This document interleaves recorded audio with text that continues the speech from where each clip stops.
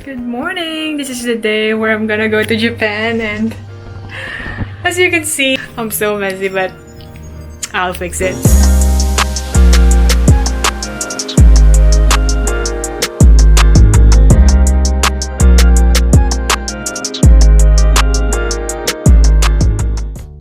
Hello everyone! Ako nga pala si Brie at please samahan nyo naman akong pumunta sa Japan kasi kinakabahan ako ng sobra kasi nga first time ko to, lalo na ang daming tao at ang weather medyo naambon. Pero kakain ko na ng tongkab ako. Sobrang sarap sa feeling na kumain dito sa ere dahil dati tinitignan ko lang yung mga eroplano sa langit tas kumakaway-kaway lang ako pero ngayon nandito na ako. And finally, nandito na at nakatapak na ako sa Japan Airport. Napakaraming tao at sobrang init. At dahil nga hindi natin kabisado ang Japan at first time natin dito, ay bumili muna ako ng SIM card unang-una para magkaroon ng internet.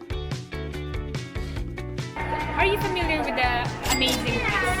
Osaka Amazing Pass? Can we use it here? Yes. Yes, we can. Yes. Yeah, we're gonna go to Namba. Yeah. Have me some ice cream. Ayun nga, pagkatapos kong bumili ng SIM card at daldalin ng cashier, ay pumunta muna ako dito sa may vending machine dito sa may airport pa rin. At isa sa mga napansin ko nga dito sa may Japan ay kahit saang sulok merong vending machine kaya hindi ka talaga mauuhaw dito dahil kahit saan, sa airport, sa kalsada, merong vending machine na may mabibilan ka ng mga drinks. Ang napansin ko nga dito sa Japan ay walang basurahan o trash can sa labas, sa streets o kung saan man. So kumbaga, basura mo, ibulsa mo. Pero kung mapapansin mo, ang Japan ay napakalinis. Kahit saan ka magpunta, napakalinis. Grabe talaga ang disiplina ng mga tao dito. At ayan na nga, papunta na ako sa may train station nila. At bala kong gamitin yung Osaka Amazing Pass dahil napag-alaman nga natin na pwedeng sumakay ng libre gamit itong Amazing Pass na pinurchase ko online. Sobrang saya ko na maka-experience ng train station dito sa may Japan. Parang dati nakikita ko lang to sa mga anime, ngayon nalalasanan ko na. Pagkababa ko nga ng tren ay kaagad-agad kong chinek ang kanilang 7-Eleven. Isa sa mga nakakita ko ay ang onigiri kung saan meron siyang laman na rice at merong palaman yung rice. Ang kinuha ko nga ay yung tuna mayo. At ganyan ang kanyang itsura. Ang cute, diba? Pa-triangle. So, pagkatapos ko bumili sa may 7-Eleven, ay agad-agad nga akong naglakad para hanapin ang aking hotel habang kumakain. And guess what? Ako lang ang gumagawa nun dahil walang Japanese ang kumakain habang naglalakad dahil daw it's a sign of manners. Anyways, ginabi na nga ako dahil naglakad-lakad pa ako at naglibot-libot pa ako sa city. But finally, nandito na ako sa aking hotel na tinatawag na Hotel Gracery at ito ang kanyang surroundings. O diba, napakalinis at kahit nasa city center ako, wala akong narinig ni isang busina. Okay, so today we're gonna try this. This is electric bicycle and scooter here in Japan. Since katabi lang siya ng hotel ko, ito ngayon napansin ko kung kaya't gusto ko siyang itry. Pero ang hirap kasi wala siyang English kaya napatranslate ako dito sa cellphone ko. Ang maganda dyan, buti na lang yung cellphone ko merong feature na kung saan pipicturean ko lang yung Japan language tapos isa-translate niya into English. Kaya naman, try lang ng try at nag-succeed din ako.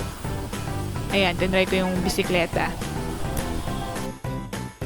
Pagkatapos ko nga mag-stroll-stroll ay agad akong tinawag ng kalikasan kaya binisita ko muna ang kanilang public restroom at ito yung isa sa mga gusto ko sa Japan ay yung toilet nila kasi super high-tech. Pipindot ka lang ng button, may maghuhugas na ng iyong puwet. Tapos ayun, naglakad ako papunta sa may Umeda Sky Building which is isa sa pinakamatataas na building dito sa may Japan. At yan, nandito nga ako sa may elevator. At look kung gaano kataas, 120 meters. At nandito ako sa 35th floor ng building na ito, which is 140 meters. Napakataas nga nito, At sa loob, bukod sa 150 elevator, merong escalator. Akit pa ako ng escalator at isa pang hagdan. Ayan, kung mapapansin nyo, meron din silang skywalk kung saan pwedeng maglakad-lakad 360. So what I'm seeing here is the view of the entire Osaka city. As you can see.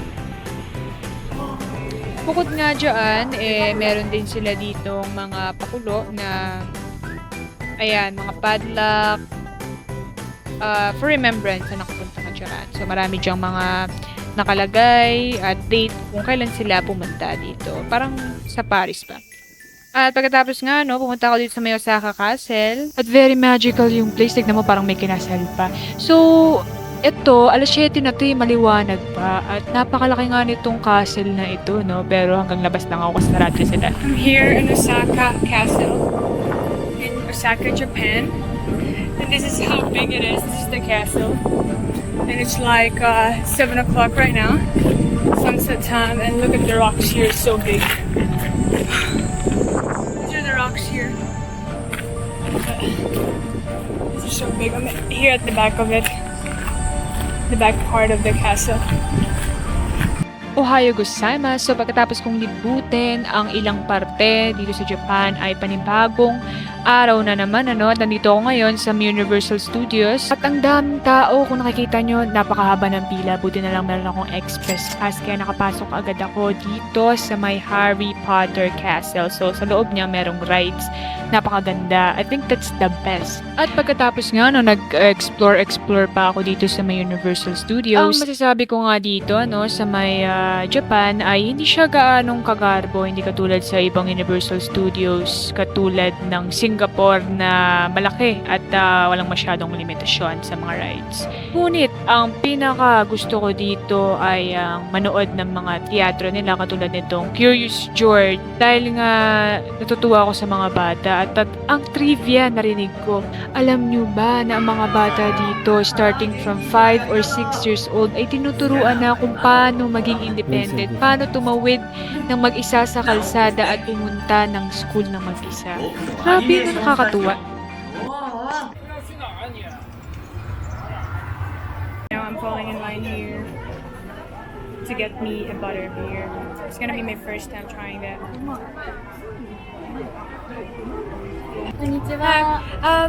If I buy 3, do you have plastic? Because I'm only 1. 3 drinks? 3 drinks? Yes. Do you have handle for that? No, tray. Tray? Okay. No sure. tray. No tray? No, sorry. Just no the tray. cup? Yes. Okay, so just 1 and then 1 of this. Okay. 1 butter beer and 1 frozen butter beer. Yes. This cup. Yes. Okay. How much if this? What's this? 1,600 yen and 1,700 yen. And then you're gonna put butter beer? Okay, 1 this and then 1 this. Okay. Both butter beer? Yes, both Okay. butter. Butter beer this cup and butter beer this cup. Yes. Thank you.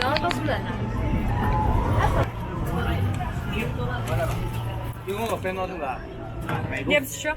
That's only frozen.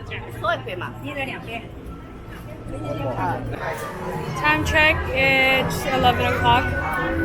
And we're just seeing something to eat here in Universal Studios Japan.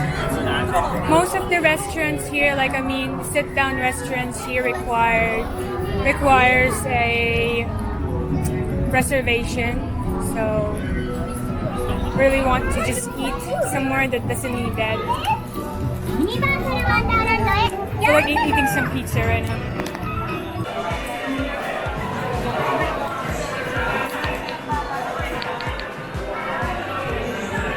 Alright, so we found the meal here in Mel's.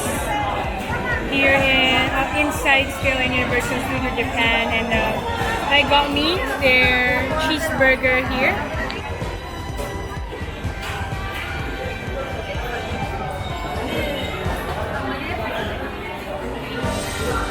Isa sa mga natutunan ko sa pagpunta ko sa Japan ay hindi lang ito tungkol sa kung saan talaga ako pupunta, kundi pati na rin sa mga nangyayari sa daan habang tinataha ko yung pupuntahan ko.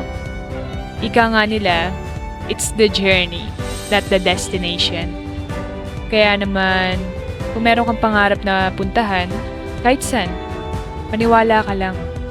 Huwag mong hayaang maging sagabal yung mga problema o yung takot. Dahil sa huli, ang tunay na pag-unlad ay nagsisimula lang din naman sa ating sarili.